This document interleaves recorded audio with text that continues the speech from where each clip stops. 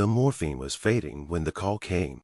A hospital room, dim lights, white walls, and the steady beep of a monitor that somehow felt more alive than I did. My phone buzzed once. I answered without thinking. "Your position has been eliminated," said a woman from HR, her voice flat, rehearsed, almost robotic. Then came the click, no hesitation, no empathy, just silence.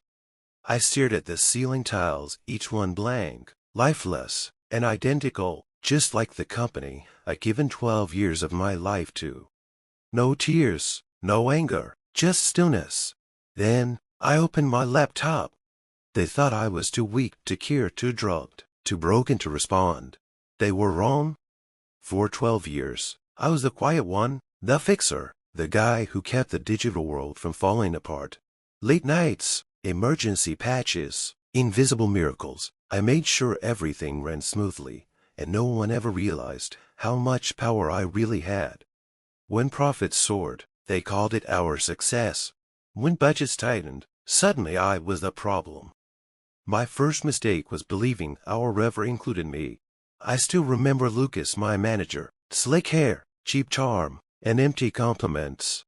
"You're the backbone of this department," he once told me. Backbones break silently, I suppose. It took my work, my ideas, my credit. I let him. I believed loyalty mattered. It didn't. Water wasn't losing the job, it was when they did it. They waited until after my surgery. When I could barely sit up, they wanted me silent. And for a moment, I was. Then I started typing. My hands trembled, not from pain, but purpose. My login still worked, flagged for deactivation, but not yet gone.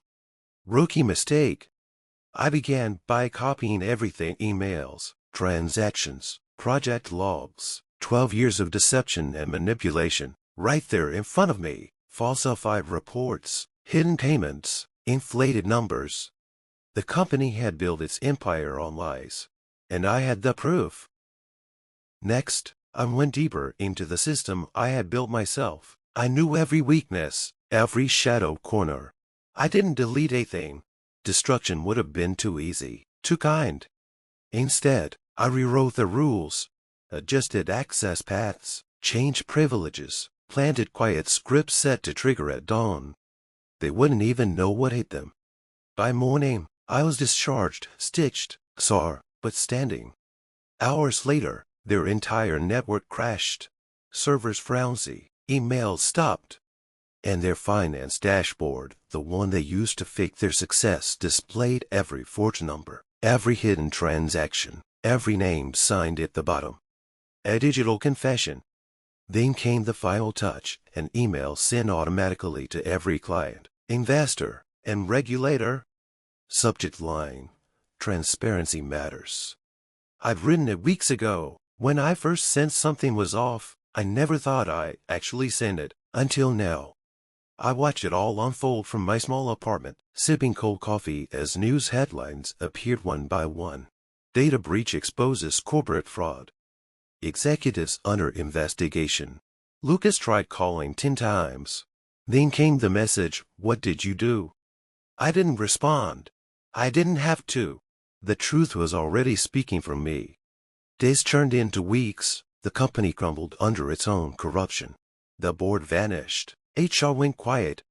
Then came a letter, an apology disguised as a legal settlement. Money for my silence. I declined. Silence was their weapon, not mine. They fired me when I was healing, but that's when I became dangerous. Pain clears your vision. It burns away illusion. Revenge doesn't need anger.